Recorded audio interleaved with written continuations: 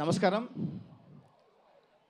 వేదంలా ఘోషించే గోదావరి, అమరధామంలా శోభిల్లే రాజమహేంద్రి.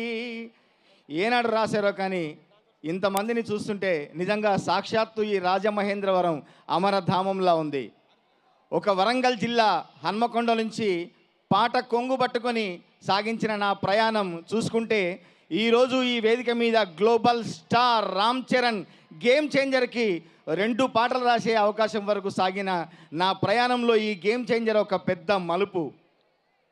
నేను భీమ్లా నాయక్లో నువ్వు చల్లిన వెన్నెలంతా చల్లగుందని మిడిసిపోకే ఓ సందమామ, తన ఒళ్ళుగాల్చి ఎండ నీకు ఎలిగిపోయే గుణమిచ్చిందే నా సందమామ అని మన సూర్యుని గురించి ఆ రోజు రాస్తే నిజంగా ఈరోజు మన ఆంధ్రప్రదేశ్కు సూర్యుడై ఒక దిశానిర్దేశం చేస్తున్న పవన్ కళ్యాణ్ గారి ఫ్యాన్స్ అందరికీ ఒక్కసారి మా రచయితల బృందం తరఫున, అలాగే రామ్ చరణ్ గారి ఫ్యాన్స్ అందరికీ, చిరంజీవి గారి ఫ్యాన్స్ అందరికీ, మా గేమ్ చేంజర్ బృందం తరఫున అందరికీ ప్రత్యేక ధన్యవాదాలు తెలియజేసుకుంటూ, నాకు ఈ చిత్రంలో 2 పాటలు రాసే అవకాశం కలిగించి అద్భుతమైన ట్యూన్ సమకూర్చిన మా సంగీత దర్శకులు తమన్ గారికి, అట్లాగే మంచి మంచి పదాలతో ఒక అద్భుతమైన పాటలు నాతో రాయించిన దర్శకులు శంకర్ గారికి, నిర్మాత దిల్రాజ్ గారికి నా ప్రత్యేక ధన్యవాదాలు తెలియజేసుకుంటూ, నా పాటలు ఇంకా రిలీజ్ కాలేదు, ఈరోజు ఆ పాటలు రిలీజ్ కాబోతున్నాయి. ఆ పాటలు ఎంత దూసుకుపోబోతున్నాయో మీతో పాటు నేను కూడా వేచి ఉన్నాను. ఖచ్చితంగా ఈ సినిమాను 10వ నాడు ఒక విస్ఫోటనంలా విచ్చేస్తుంది. దీన్ని ఆదరిస్తారని మనస్ఫూర్తిగా కోరుకుంటూ అందరికీ ధన్యవాదాలు. Thank you. Thank you so much to our fantastic lyric writers. మీరు ఇచ్చేటువంటి పదాలు మాకు స్ఫూర్తి.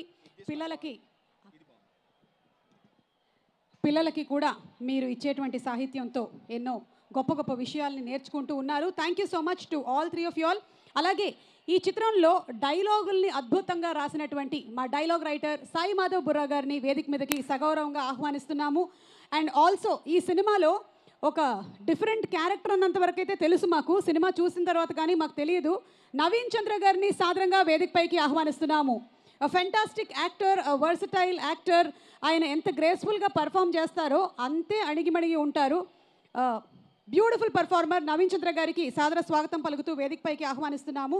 ఇక సాయి మాధవ్ బుర్రా గారు, ఒక కత్తికి ఎంత పదునుందో తెలియాలి అంటే దేన్నైనా కోస్తే తెలుస్తుంది. అలాగే ఈయన మాటకి ఎంత పదునుందో తెలియాలి అంటే ఆ మాటల్ని వింటే మనకు అర్థమవుతుంది.